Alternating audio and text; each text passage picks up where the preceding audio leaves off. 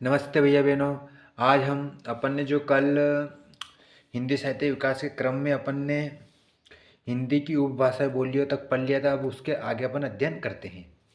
तो देखो, इसमें बोली और विभाषा एवं भाषा, इसके बारे में अपन पढ़ते हैं।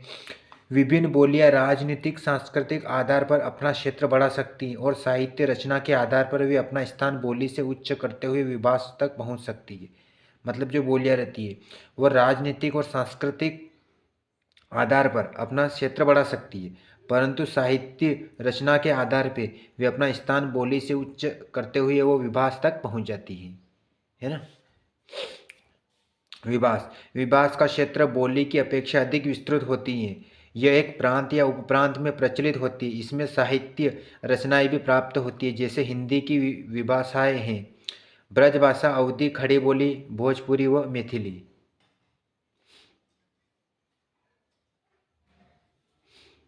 या मैथिली, ठीक है। आगे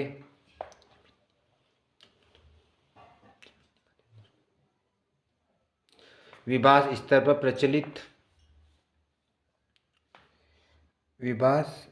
प्रचलित होने पर ही राजनीतिक, साहित्यिक या सांस्कृतिक गौरव के कारण भाषा का स्थान प्राप्त कर लेती। जैसे खड़ी बोली मेरठ, बिजनौर आदि की विभाषा होते हैं हुए भी राष्ट्रीय स्तर पर स्वीकृत होने के कारण राष्ट्रभाषा के पद पर अधिष्ठित हुई हैं। इस प्रकार दो बातें स्पष्ट होती हैं, क्या कि बोली का विकास विभाष में और विभाष का विकास भाषा में होता है। मतलब जो बोली होती है उसका विकास किस में होता है, उसकी प्रकृति विभाष में, और विभाष का विकास भाषा में होता है। इसका क्रम ये होता है, पहले बोली फिर विभाष फिर भाषा, है ना। एग्जाम में आए कि बोली का विकास किससे नियत होता है तो वहाँ पे विभाष से करना है, और यदि ऐसा है कि बोली का विकास विभाष के द्वारा किस तक पहुँचता है तो वो भाषा तक पहुँचता है, ठीक है ना। इस प्रकार से आपको क्वेश्चन के आंसर आ सकते हैं, है ना। क्योंकि आज की जनरेशन में जो प्रश्न पूछने के जो तरीके होते हैं, प्रश्न तो एक रहते हैं उसको, लेकिन वो उनका जो पैटर्न रहता है पूछने का, वो एक प्रश्न को 8 प्रकार से पूछ सकते हैं, है ना।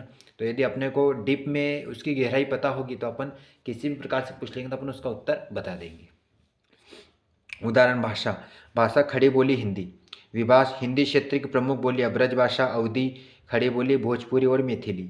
बोली हिंदी क्षेत्रम शेष बोलियाँ, ठीक है ना। प्रमुख बोलियां संक्षिप्त परिचय। अब कुछ प्रमुख बोलियां उसका संक्षिप्त परिचय के बारे में अपन पढ़ लेते हैं। पहले कोरवी या खड़ी बोली, है ना।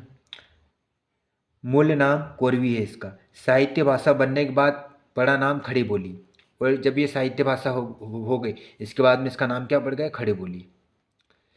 अन्य नाम इसका बोलचाल की हिंदुस्तानी, सरहिंदी, वर्नाक्युलर, खड़ी बोली आदि। केंद्र कुरु जनपद अर्थात मेरठ दिल्ली के आसपास का क्षेत्र खड़ी बोली एक बड़े भूभाग में बोली जाती है। अपने ठेठे रूप में यह मेरठ, बिजनौर, मुरादाबाद, रामपुर, सहारनपुर, देहरादून और अंबला जिलों में बोली जाती है। इनमें से मेरठ की खड़ी बोली आदर्श और मानक मानी है जाती हैं, ठीक है। बोलने वालों की संख्या 1.5 से 2 करोड़ है। साहित्य लोक साहित्य की दृष्टि से कोरवी बहुत संपन्न है। मूल कोरवी में लोक साहित्य उपलब्ध हैं, जिसमें गीत, नाटक, लोक कथा, गप, पहेली आदि हैं। विशेषता आज की हिंदी मूलतः कोरवी पर ही आधारित है। दूसरे शब्दों में हिंदी भाषा का मूलोद्गम या कोरवी या बड़ी खड़ी बोली है। नमूना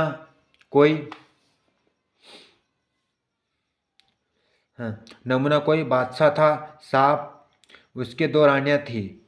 वह एक रोज अपनी रानियों से कहने लगा, मेरे समान और कोई बादशाह है ही नहीं, है ना।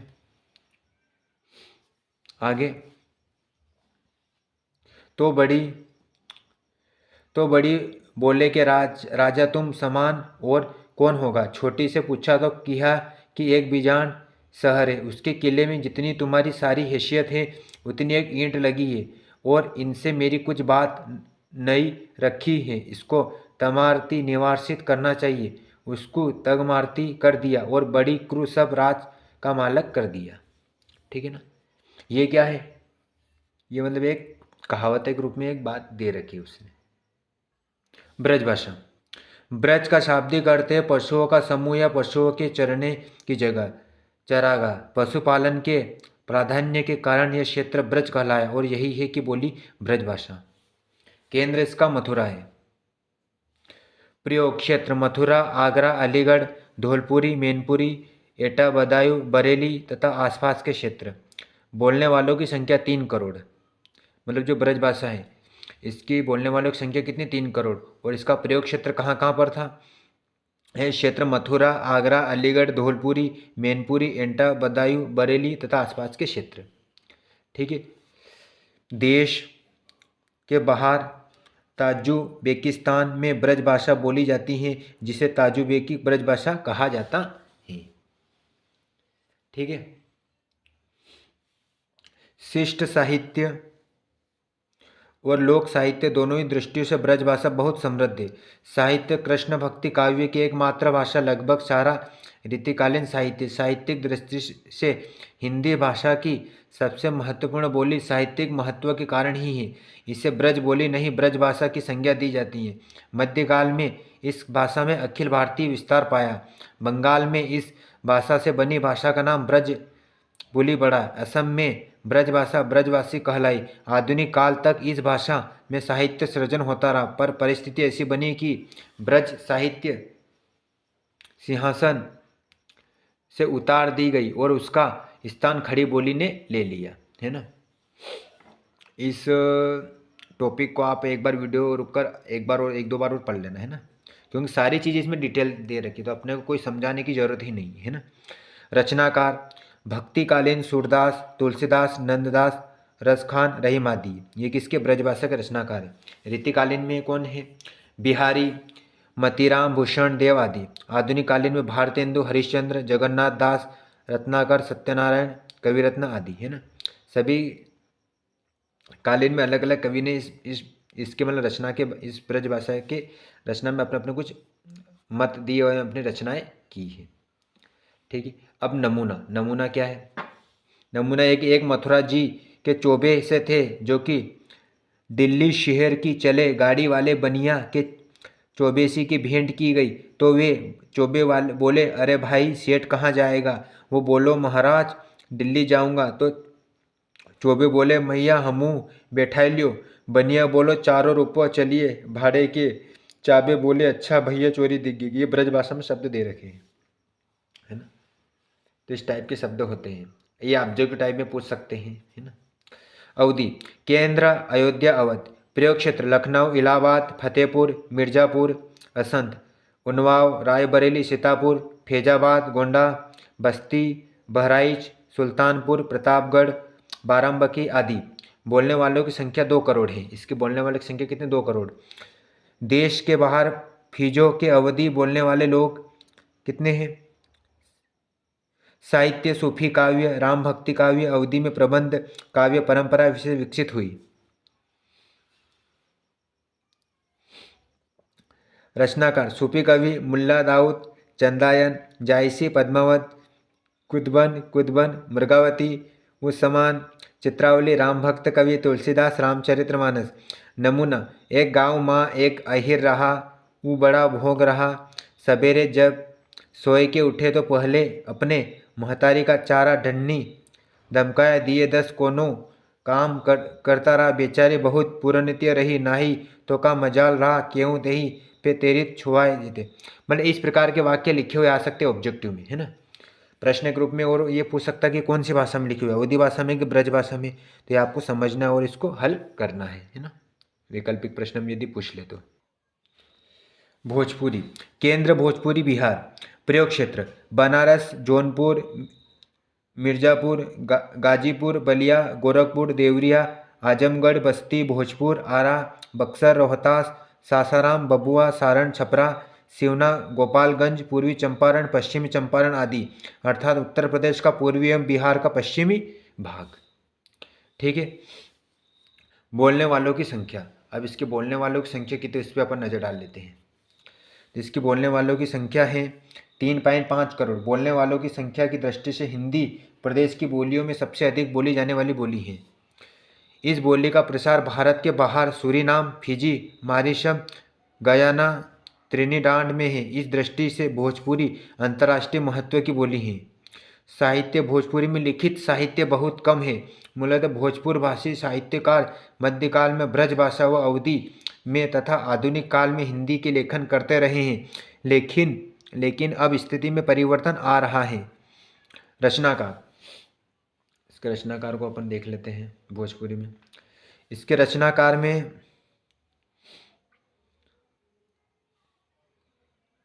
भोजपुरी साहित्य को ऊंचाई देने का काम संत कवियों के बाद जिन लोगों ने किया उनमें महेंद्र मिसिर और भिखारी ठाकुर का योगदान ऐतिहासिक है। महेंद्र मिसिर और महेंद्र मिश्र ने कब 1886 से 1946 ईस्वी तक महेंद्र मंगल, महेंद्र मयंक, महेंद्र दिवाकर, महेंद्र मंजरी, गजरी संग्रह, मेघनाथ वध, अपूर्ण रामायण आदि। महेंद्र मिसिर को पूर्वी गीत का जनक माना जाता है। उन्हें पूर्वी सम्राट, पूर्वी गीतों का सम्राट कहा जाता है।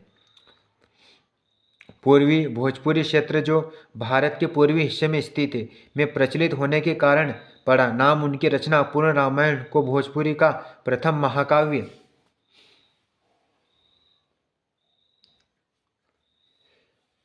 महाकाव्य और उन्हें भोजपुरी का प्रथम महाकवि माना जाता है। लोक नाटककार भिखारी ठाकुर उन्हें अपना उस्ताद गुरु मानते थे। नाटक के क्षेत्र में जो प्रसिद्धि भिखारी ठाकुर को प्राप्त है, गीतों के क्षेत्र में वही प्रसिद्धि महेंद्र मिश्र को प्राप्त है। यानी नाटक के क्षेत्र में किसको प्राप्त है? भिखारी ठाकुर को।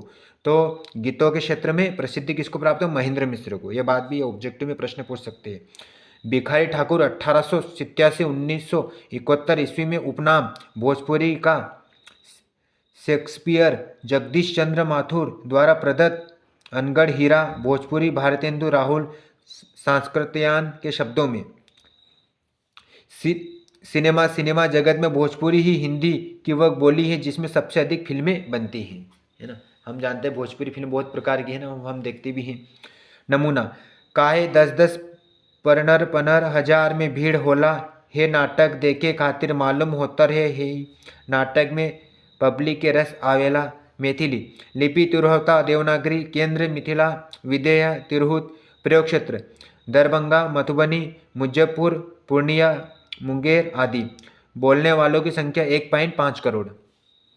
इसके साहित्य संबंधित को अपन देख लेते हैं।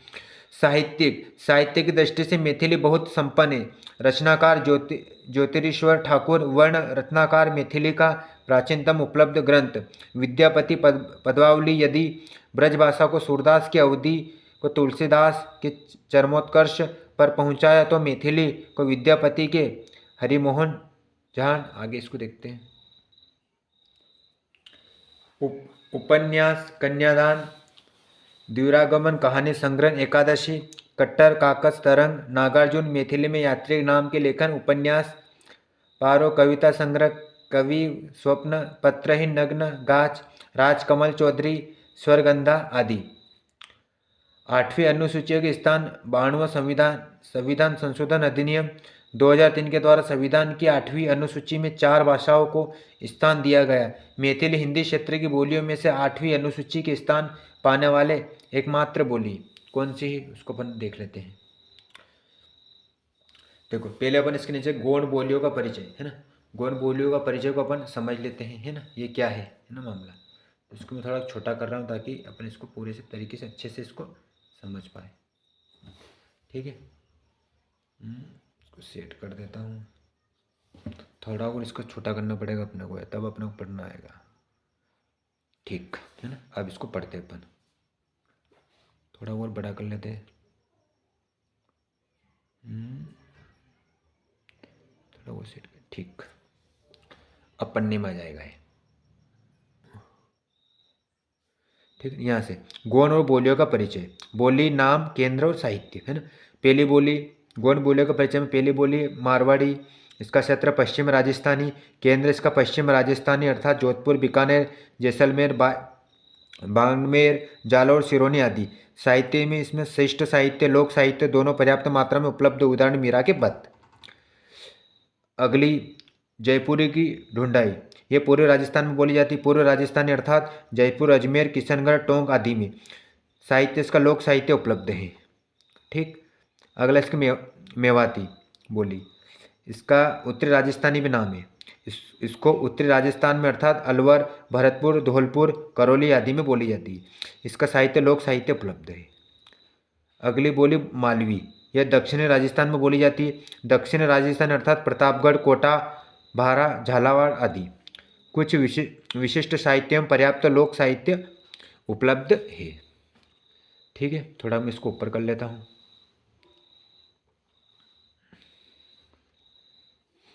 फिर बांगुरी, ये इसका नाम क्या है बांगुरी का? हरियावणी। ये कहाँ बोली जाती है? हरियाणा एवं दिल्ली के देहाती भागों में बोली जाती है।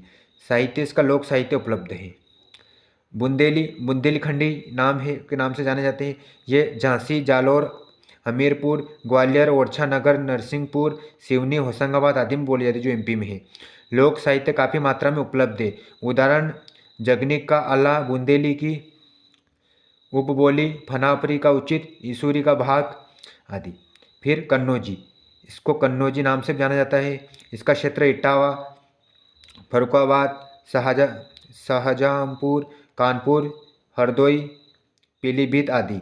लोक साहित्य उपलब्ध है इसका। बघेली दक्षिण अवधि के नाम से जाना जाता है इसको, और इसका क्षेत्र रीवा, नागौर, शहडोल, सतना, मेहर आदि हैं। लोक साहित्य उपलब्ध है इसका भी। छत्तीसगढ़ी, ये इसका केंद्र छत्तीसगढ़ के क्षेत्र अर्थात सरगुजा, कोरिया, बिलासपुर, रायपुर, रायगढ़, खेरागढ़, दुर्ग, नांदगांव, कांकेरी आदि। लोक साहित्य इसका उपलब्ध। मगही, ये मगध क्षेत्र अर्थात पटना, गया, मुंगेर, भागलपुर, पलामपुर, हजारीबाग आदि में लोक साहित्य इसका उपलब्ध है। फिर कुमाऊनी, ये कुमाऊं क्षेत्र अर्थात अल्मोड़ा, बागेश्वर, चंपावत, नैनीताल, पिथौरागढ़, उधम सिंह नगर आदि में बोली जाती है। कुछ शिष्ट साहित्य में पर्याप्त मात्रा में लोक साहित्य उसमें उपलब्ध है। गढ़वाली, गढ़वाला क्षेत्र अर्थात चमोली, देहरादून, हरिद्वार, पोंडी, गढ़वाला, टेहरी, गढ़वाल, उत्तरकाशी आदि। इसका साहित्य कुछ शिष्ट साहित्य पर्याप्त मात्रा में लोक साहित्य इसके उपलब्ध है ना। एक चीज़ पर अपन नजर डाल लेते हैं इसमें, है ना। ये देखो, ये क्या है? देखो नमूना, पटना किए एलहर, पटना एलिहर नौकरी करेला, पेटलह नौकरी, नौकरी कत्तो नहीं बेवली। ये बोलियों के नाम है कुल मिलाकर, कुछ नहीं है ना। गो गा में गाज नहीं भेटे छलो, भेटे छले रुपया बल नहीं अबला, तखन एल किए ऋणिया तड़ केलके थे, कत्ते ऋण रक्षा जाइस बिसी, सूद कत्ते छई तू पाई बहन बारी, है ना। देख लेना इसको और अच्छे से। आगे इसमें हिंदी की उसकी बोलियों में रूपांतर, है ना। हिंदी और उसकी बोलियों में क्या रूपांतर, इसको अपन समझते हैं। तो हिंदी, किसी मनुष्य के दो पुत्र थे, उसमें से छोटे ने पिता से कहा कि पिता अपने संपत्ति में से जो मेरा अंश होता है जो मुझे दीजिए। तब उन्होंने उनमें से अपनी संपत्ति बांट दी। कुछ दिन बीत छोटा पुत्र सब कुछ इकट्ठा करके दूर देश चला गया और वहाँ चुल्लेपन में दिन बिताने होते हुए अपनी संपत्ति उड़ा दी। बाइबिल की एक नीति कथा द प्रोडिगल सन अर्थात अपव्ययी पुत्र के आरंभिक अंश का हिंदी अनुवाद है। ठीक है ना। अब आगे अपन मारवाड़ी क्या बोल रहे इसको अपन देख लेते हैं। मारवाड़ी एक जीणे रे दोए डावड़ा हा हुआ मायूस नेनकिए आपरे वापणे काया के वावसो तमारी पाती रो माल आवे जिको मने दिराओ जरे उण आपरी घर विक्री उणाले वाट दीवो थोड़ा दिहाड़ पचे नेनकिए ढावड़े आपरी सारी पूंजी भेली कर परखंडा गयो ने उड़े आपरी सारी मता फुपड़े में वो डर दीवी जयपुरी एक जना के दो बेटा छा वहाँ में तू छोकण्यो आप का वाप ने खई दादाजी धन में सु जो वाटे आवे सो मुँह ने दो वो आप को धन वह ने बांट दिनों थोड़ा इन दिनों पाछे छोकियो, है ना।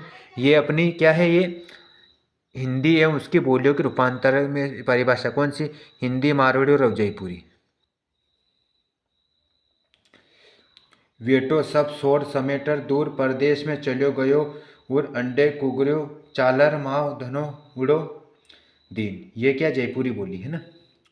अब मेवाती, कहीं आदमी के दो बेटा था, उनमें ने छोटा ने अपना वाप दे, कहीं वावा धन में ते मेरा वटको आवे, सो मुने वाट दे, वे ने अपने धन उनने वाट दियो। घना दिन जहा हुआ जब छोटो बेटो सब धन लेकर परदेश में चलू गयो, अरे उत जाकर सब धन कुगेर चलकर बिगाड़ दियो। मालवी, मालवी भाषा क्या उसको अपन देख लेते, ये तो अपने आप जानते हो इसको। तो कोई आदमी के दो छोरा था, उनमें से छोटा छोरा ने ओका वापस कियो के दाएं जी, मैं मारो धन को हिस्सों दे रहो, और ओने उनमें अपना माल ताल को बांट कर दियो। फिर थोड़ा ही दिन में वो छोटो छोरो सब अपनी माल मता इकट्ठी करीने कोई एक दूसरे देश में चलू गयो, और वहाँ चैन में रहनो, और वे सब अपना धन उड़े दियो। कोरी और खड़ी बोली है ना। किसी मनुष्य के दो पुत्र थे, उनमें से एक छुटके ने पिता से कहा कि पिता, अपनी संपत्ति में से जो मेरा अंश है वो मुझे दीजिए। तब उसने उनको अपनी संपत्ति, ये अपन जो पढ़ रहे हैं ना, ये सब इसका मीनिंग है ना, ये इसका ये जो पैराग्राफ है ना, ये अपन जो हिंदी में जो इसके हिंदी में उसकी बोलियां रूपांतर है ना, ये इसके पूरे अनुवाद है ना। ये जो पूरा पैराग्राफ है ना, इसको मारवाड़ी में किस टाइप से बोला उसने, जयपुरी में किस टाइप से बोला, मेवाती में किस टाइप से बोला, मालवी में किस टाइप से बोला, कोरी और खड़ी बोली में किस प्रकार से बोलते, तो ये इसका अनुवाद है ना, इसका रूपांतरण रूप है ना, वो अपन इसको पढ़ रहे हैं। बांट दी गई, कुछ दिन बीते, छुटका पुत्र सब कुछ इकट्ठा करके दूर पेश चला गया, और वहीं चुलनपुर में दिन बिताते हुए अपनी संपत्ति उड़ा दी। बांगुर और हरियाणी है ना, इसमें हिंदी का रूपांतर कैसे हुआ। एक मानस के दो छोरे थे, उनमें तो छोटे छोरे ने पापियों से कहा, अंक बापू हो धन का जोनो सा हिस्सा मेरे बाड़े आवे में मन्ने दे।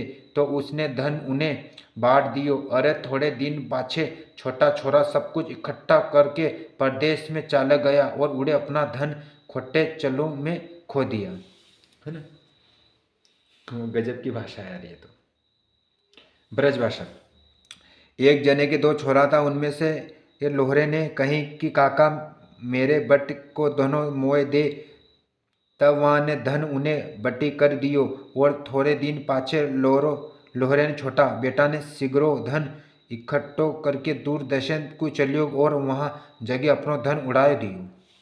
बुंदेली, बुंदेली में इसका रूपांतर किस रूप में हुआ हिंदी का। एक जन के दो कुंवर थे, लोरे ने मालकानंद के कहे कि ये जू मो का धन में से जो मोरो हिस्सों होए वो मिलवे आवे धन, तब उनसे अपने धन बांट देओ। कछु जिनन भयते कि लोरे कुंवर बहुत धन जोर से परदेश जात रहो, माल लुचपन में दिन खोए और अपनो धन उड़ा डालो। कन्नौजी,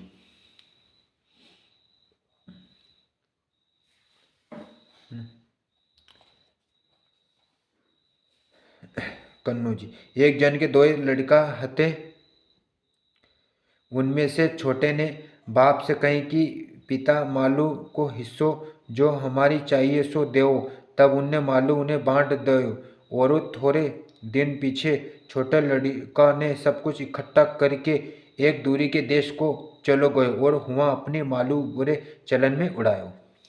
अब इसको अवधि में किस प्रकार रूपांतरण किया।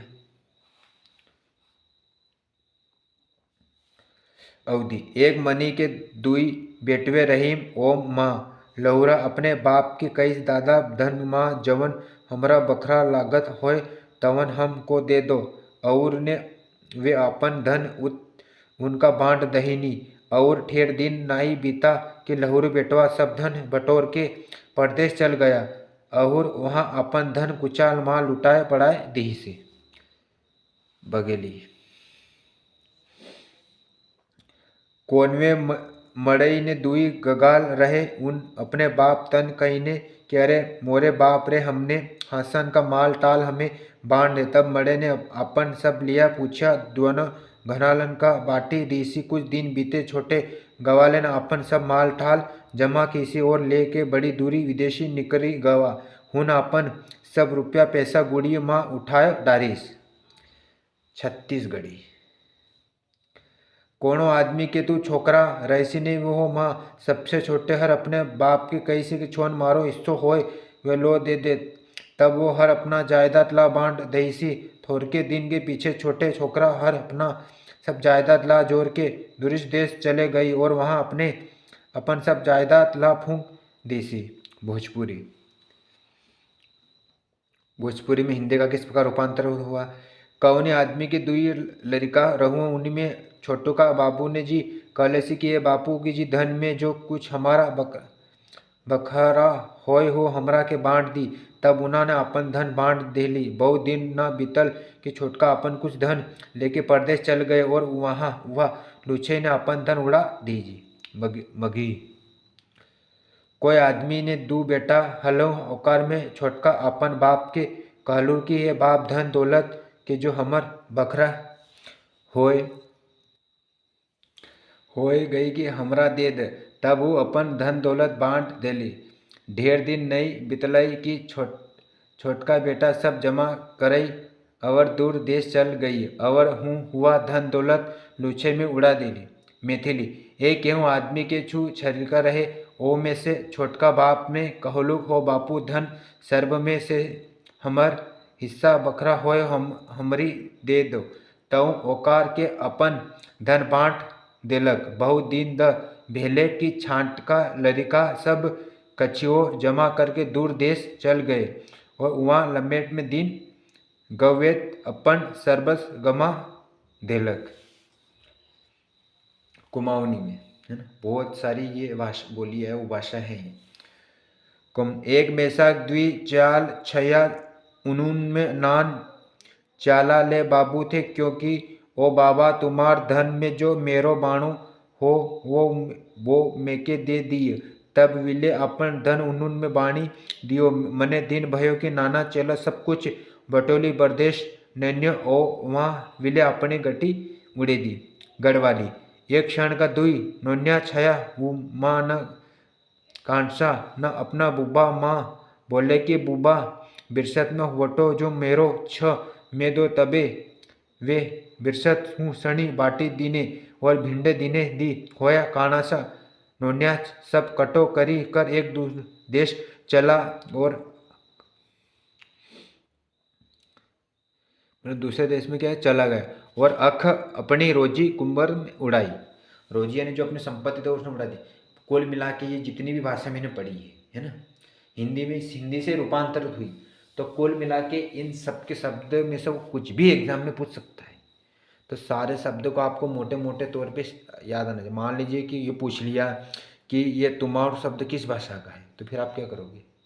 आपने यदि मान लीजिए मेन रूप से यदि प्रश्न पढ़े और इसी में से यदि 10-20 प्रश्न आ गए तो आप 2 प्रश्न भी नहीं कर पाओगे, क्योंकि आपने सिर्फ मेन तो सारी चीज़ें आपको एक बड़े चार्टे पर लिख लेना है ना, रंगीन पेन से, और उसको रोज़ देखना। ऐसे प्रश्न को रोज़ देखने से ही इनका समाधान होता है ना। वो दूसरा कोई वैकल्पिक प्रश्न आप कितनी बार कर लो उसका कोई मतलब ही नहीं, जब तक उसको डीप में नहीं पढ़ोगे तब तक। ठीक है ना। अगले वीडियो अपन कल पढ़ेंगे, तब तक के लिए आप सबको धन्यवाद।